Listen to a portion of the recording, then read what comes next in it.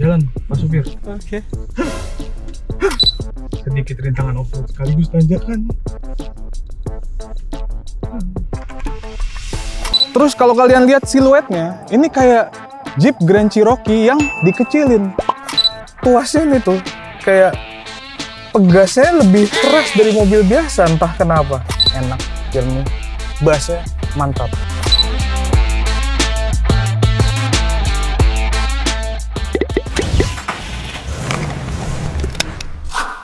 Kembali lagi, cinta mobil lagi, review mobil baru lagi. Oke. Kali ini mobil adalah Jeep Compass tahun 2021.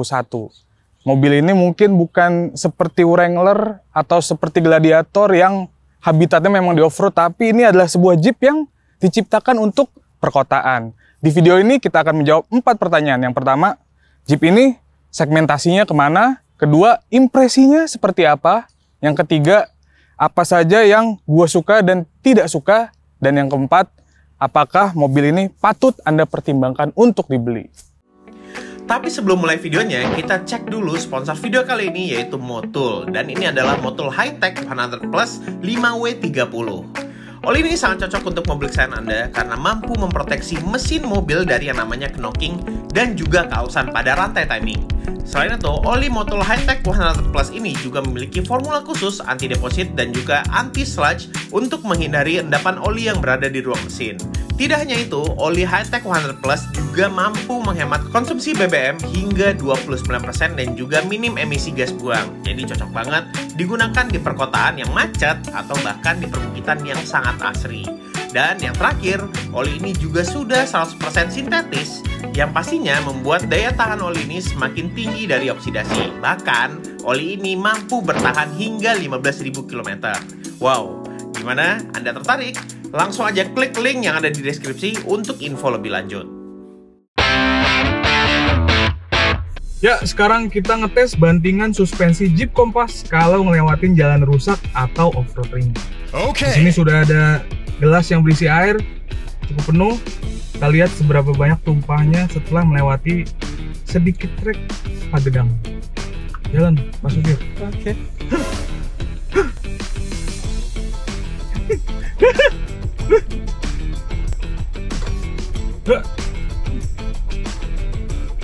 Sebenarnya bantingnya lumayan empuk, cuman basah banget, lumayan tumpahnya.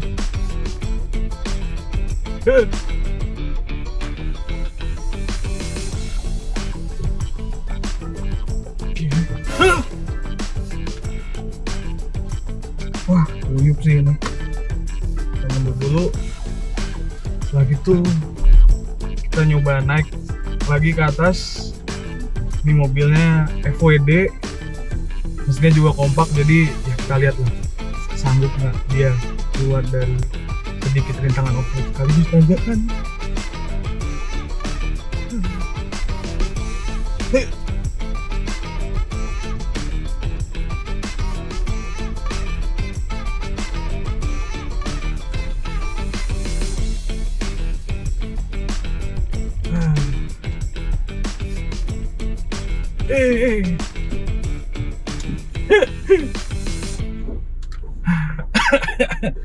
Lumayan lah ya. Kurangnya cuma dikit, tapi gua basah kuyup. Habis ini kita ganti baju dulu. Ya udah, sekian tantangan tidak penting ini yang sampai nyiprat-nyiprat. Baik.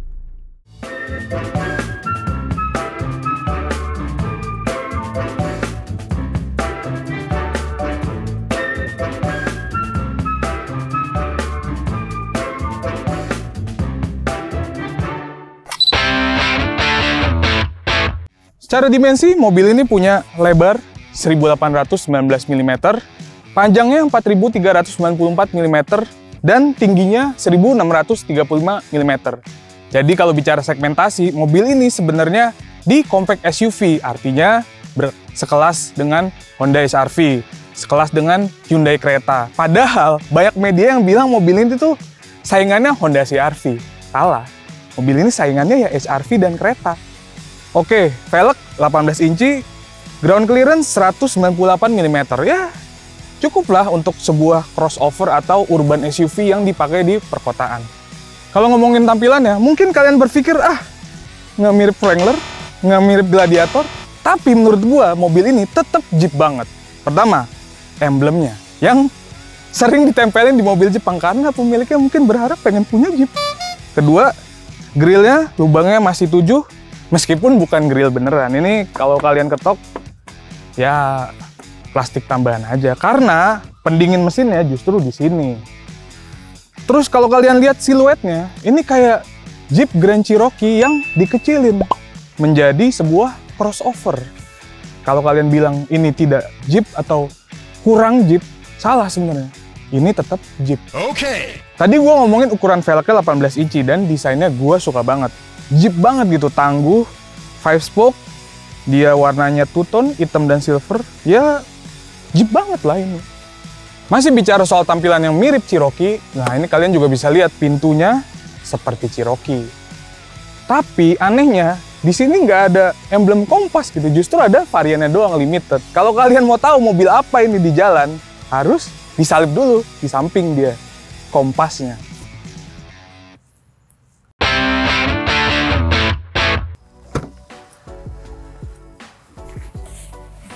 Nah, sekarang kita ngomongin tampilan interiornya. Jeep Compass sebenarnya udah ada di Indonesia sejak tahun 2018 dan ini adalah versi facelift-nya. Salah satu yang diperbarui dari versi facelift ini adalah tampilan fascia dashboard ini. Lebih baru, lebih modern terlihatnya, dan menurut gue ini lebih Eropa gitu kesannya. Kurang Amerika, kurang tangguh. Ini kayak urban SUV Eropa. Oke. Tombol-tombolnya ini mengingatkan kami pada Peugeot sebenarnya. AC-nya ini masih pakai knob untuk blowernya, tapi suhunya pakai tombol. Menurut gue sih harusnya Jeep ya stick with one. Mau pakai knob semua atau ya tombol semua. Setirnya tebel, enak digenggam, sangat Jeep tampilannya. Dan di sini sudah ada tombol multifungsi termasuk teleponi dan cruise control. Belum ada pedal shift. Di sini ada tombol, tapi bukan untuk pedal shift, tapi ini untuk skip track dan volume. Mungkin bagi sebagian orang agak bingung nyari tombol volume di setirnya, karena biasanya kan di sini kan di depan. Tapi ini justru bukan untuk naikin turunin volume. Ini di sini. Mungkin bagi orang yang belum punya Jeep Compass sebelumnya agak bingung tuh nyari-nyari di mana volumenya selain di knob-knob ini. Ternyata di belakang setir. Oke. Selain setirnya yang tebel, ini tuas persnelingnya juga tebel banget. Jadi kerasanya tuh kayak tangguh gitu bawa Jeep kayak gitu kan. Ini ada aksen piano black di sini ya, mungkin oke, elegan, tapi bisa jadi fingerprint magnet kata orang. Sini ada 2 buah cup holder yang entah kenapa meskipun tidak ada blowernya bisa membuat minuman gua tetap dingin. Oke, sekarang kita nyalain dulu. Panas banget hari ini. Mobil ini sudah dibekali dengan layar instrumen Full HD High Definition 10,25 inci dan layar infotainment 10,1 inci dengan sistem hiburan Uconnect 5. Nah, enaknya lagi, mobil ini sudah didukung dengan sistem audio dari Alpine. Dan suaranya udah gue coba, enak, jernih, bassnya mantap. Untuk fitur lebih lengkapnya, nanti akan gue kasih grafik di sini.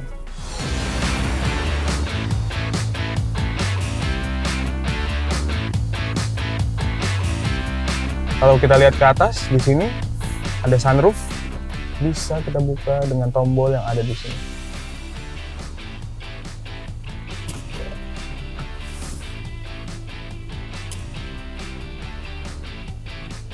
Ya, cukup lebar, bisa untuk berdiri di atas ini. Kalau kalian mau kampanye, mau parade, silahkan. Oke.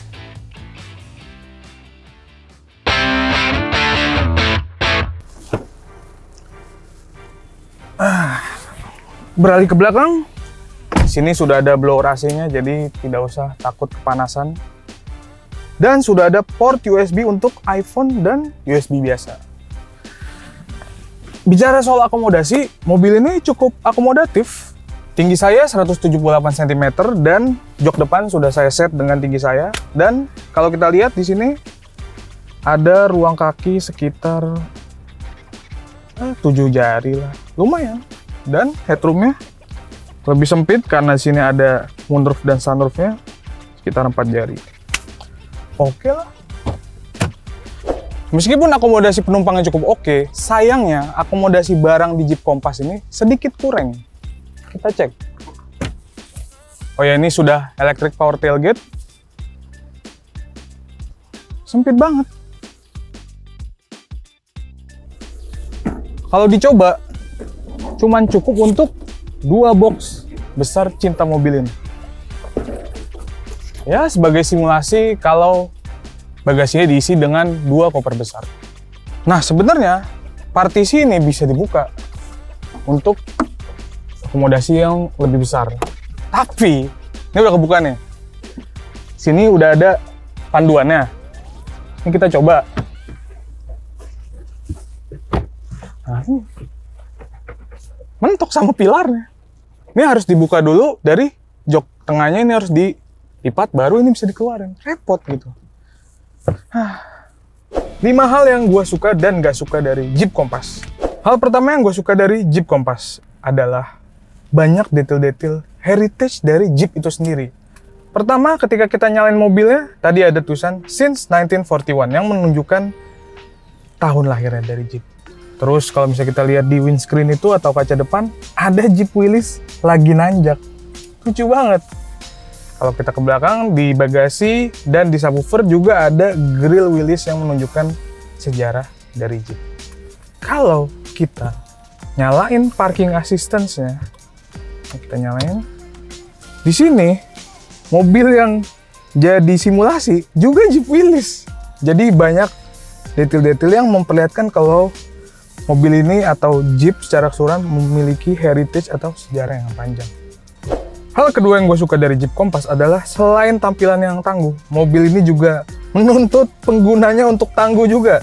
Contohnya, ini kalau kita mau ngesen, tuasnya ini tuh kayak pegasnya lebih keras dari mobil biasa, entah kenapa.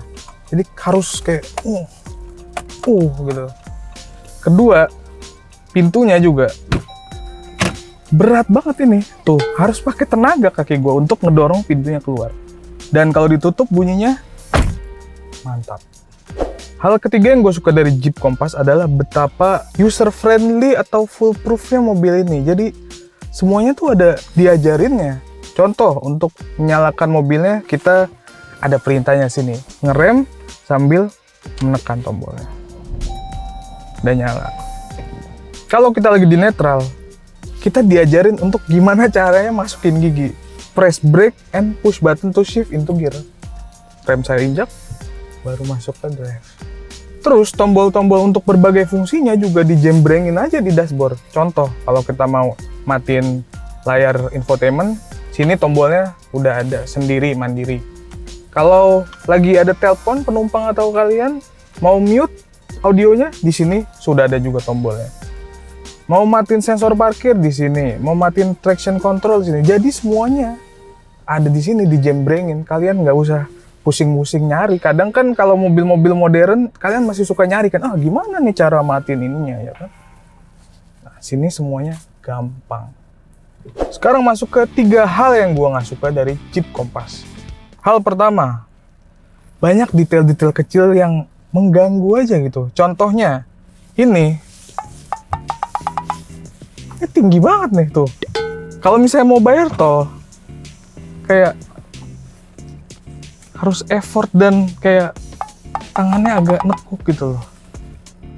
Nah, soal membuka kaca juga, biasanya tombol lock unlock buat pintu ada di depan dari tombol buat buka kaca. Ini justru di belakang. Jadi, kalau misalnya lu udah terbiasa sama mobil lain, itu suka ketuker. Begitu lu lagi mau bayar tol, mau mencet menurun kaca, ternyata yang kepencet justru buat jendela belakang, karena buat jendela depannya ada di lebih ke depannya. Tadi gue juga sempat mention tentang tombol skip track dan volume. Kenapa harus ditaruh di belakang setir? Kenapa nggak di sini aja di depan kayak mobil-mobil biasanya aja gitu? Kenapa harus beda sendiri?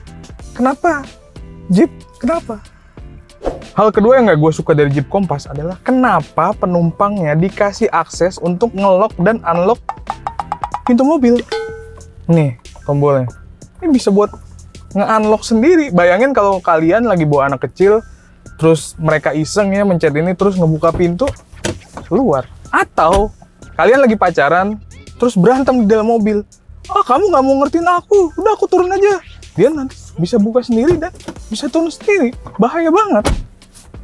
Hal terakhir yang gue nggak suka adalah ini sistem Uconnect-nya. Memang paling baru dan bisa update over the air, tapi agak kurang responsif ketika kita berikan input. Contohnya, nih blower AC kita ubah. Di sini agak telat nih gambarnya, meskipun AC-nya memang udah berubah. Begitu juga dengan pas volume ini. Di sini kita udah naikin dan suaranya udah naik, tapi di sini gambarnya belum muncul. Ya memang nitpicking lah tapi ya begitulah. Oke, sekarang waktunya kita coba performanya. Ngomongin soal performa, mobil ini dibekali dengan mesin multi-air 1400cc dengan turbo dan variable valve timing. Tenaganya 163 HP dengan torsi 250 Nm. Kalau dibandingkan dengan rival-rivalnya seperti BMW X1 atau HR-V atau Hyundai Creta, ya mobil ini lebih bertenaga jelas. Cuman kalau lawan HR-V RS ya masih kalah tenaganya, meskipun torsinya masih unggul. Ya karena bagaimanapun juga ini Jeep, jadi harus bertorsi lah biar bisa nanjak-nanjak, off-road ringan ya kan.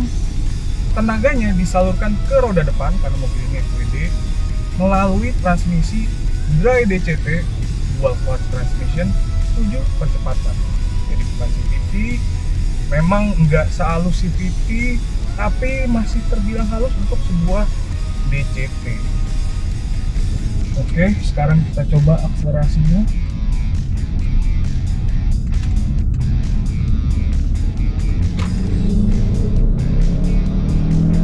Memang awalnya dia agak sedikit lemot throttle responsnya, tapi kalau udah catching up turbonya, oke juga akselerasinya.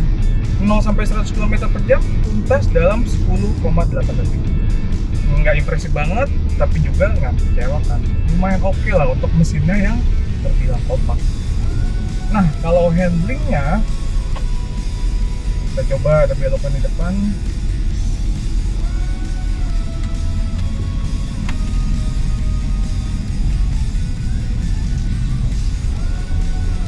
Ya oke lah, nggak terlalu banyak drama lah ya. Ya, handlingnya cukup oke, cukup lincah kalau diajak zigzag.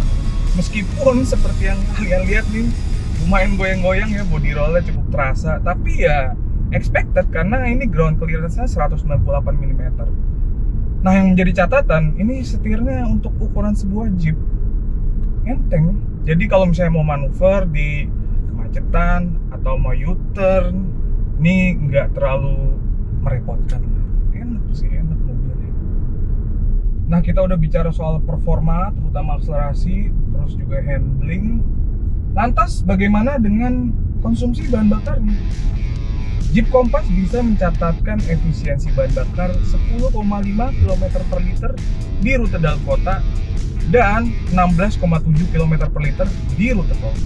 Sebenarnya itu cukup jauh perbedaannya ya. Mungkin karena di dalam kota dia boost turbonya nggak terlalu kepake ya, karena lebih banyak di putaran bawah, terus juga transmisinya di putaran bawah kurang halus, jadi sering melakukan pergantian gigi dia secara otomatis. Mungkin itu makanya mobil ini di dalam kotanya ya selisihnya banyak gitu dengan di tol. Oke, gimana dengan kenyamanannya? Di depan saya sudah ada speed bump dan kecepatannya sekarang 50 km per jam.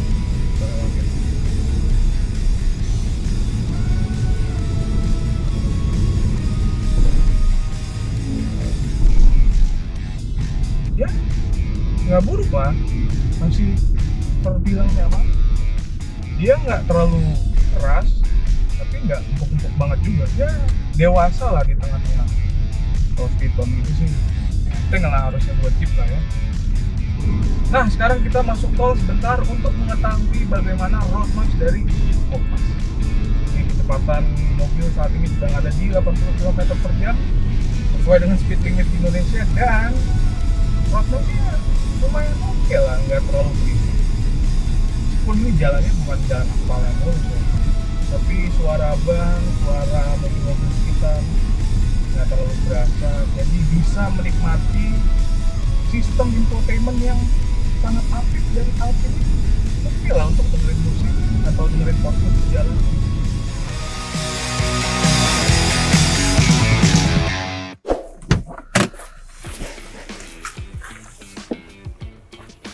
Ya, seperti itulah mobilnya. Memang bukan SUV yang terbaik, tapi juga bukan yang terburuk. Karena mobil ini masih menawarkan berbagai kelebihan dan keunikan yang mungkin menarik Anda. Jadi untuk siapa mobil ini? Ya untuk Anda yang ingin upgrade dari compact SUV Jepang seperti HR-V ke mobil-mobil premium. Ya, contohnya ya Jeep Compass ini. Sekian dulu video dari Cinta Mobil kali ini. Kalau kalian suka dengan konten ini, silahkan klik tombol like, tinggalkan komen, dan kalau kalian sedang mencari mobil baru atau mobil bekas, silahkan kunjungi laman Cinta Mobil di cintamobil.com.